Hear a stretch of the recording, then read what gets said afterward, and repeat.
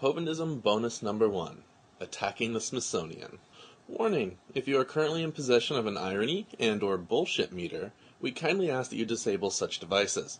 The utter nonsense you are about to witness has been scientifically documented to cause such devices to explode. We will inform you when it is safe to return your equipment to full functionality. You have been warned. Advanced stone tools were found in a gold mine in California.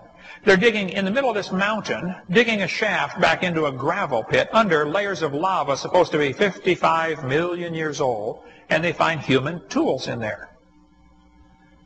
Professor Holmes of the Smithsonian was one of the most vocal critics of the California finds. He said, "Perhaps if Professor Whitney had fully appreciated the story of human evolution, as it is understood today, he would have hesitated to announce the conclusions, notwithstanding the imposing array of testimony."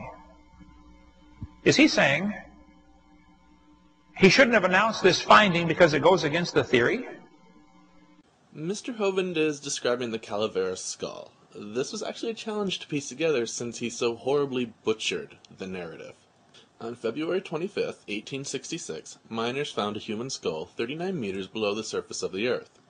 The skull made its way into the hands of Dr. Josiah Whitney, then serving as the state geologist of California as well as a professor of geology. No tools were found. It's a skull. There's a difference between the two.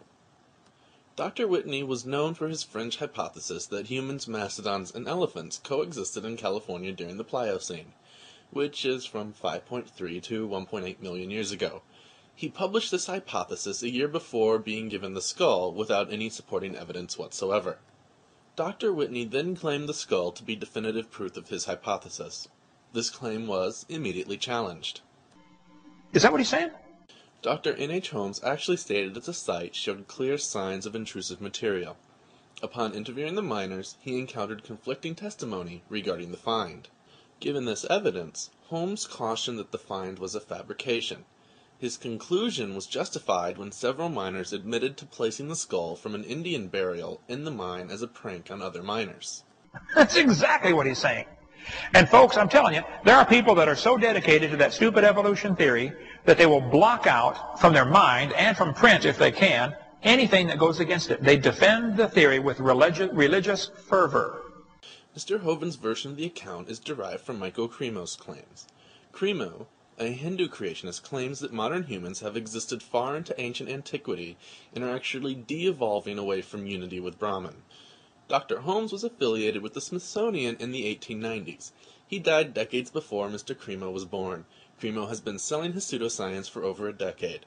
No one has silenced him, in the same way that no one silenced Dr. Whitney. Smithsonian is very responsible for doing a lot of this stuff of hiding evidence against evolution. It's so well hidden that only Far Out Adventures of the Best of World Explorer magazine, which also claims that Egyptians settled Arizona, can find it. In the 1950s, Thomas Lee from the National Museum of Canada found advanced stone tools in a gravel deposit. The problem was the gravel deposit had been dated at 65 to 125,000 years old, which is way too old for humans to be in Canada. Dr. Thomas Lee discovered Shigwanda, or however you pronounce that, one of the earliest settlements in North America. Dr. Lee dated the site to 30,000 years ago, not 65 to 125,000 years ago. Dr. Lee's dating is controversial because it conflicts with subsequent studies of the site.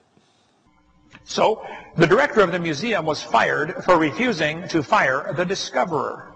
Dr. Lee's mentor had a falling out with the museum director over a year after the discovery was published. When his mentor left the museum, Dr. Lee resigned out of loyalty. This is a common practice in academia. Tons of artifacts disappeared into storage bins. The discovery had to be killed. It would have forced the rewriting of almost every book in the business. Actually, numerous museums throughout Canada have Shigwandan, or however you say that, exhibits, which is the poorest way to conduct a cover-up ever. The real controversy surrounding the site is whether it is a pre-Clovis or Paleo-Indian settlement. If it's pre-Clovis, it's the earliest human settlement in North America. If it's Paleo-Indian, it's just an early settlement. So why bother with this nonsense and risk destroying your valuable irony and bullshit meters? Well, a YouTube user attached this conspiracy theory to our satirical video regarding Mr. Hovind. Apparently he chose that instead of our critical analysis videos, which detailed the errors in Mr. Hovind's claims, including this one. What follows is Mr. Hovind's original conclusion to this side topic, as well as the YouTube user's chosen ending.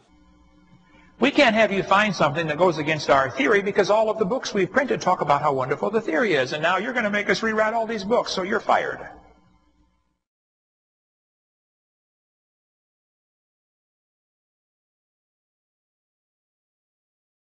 For those of you so inclined, we have left a link to this Hovind Parrot's video in the video description so that you may impart some knowledge on him and correct his epic fail. It is now safe to return all irony and or bullshit meters to full functionality. As a quick conclusion, we're just going to tell you why we made this video. Many people question, do people actually buy into this Hovind nonsense?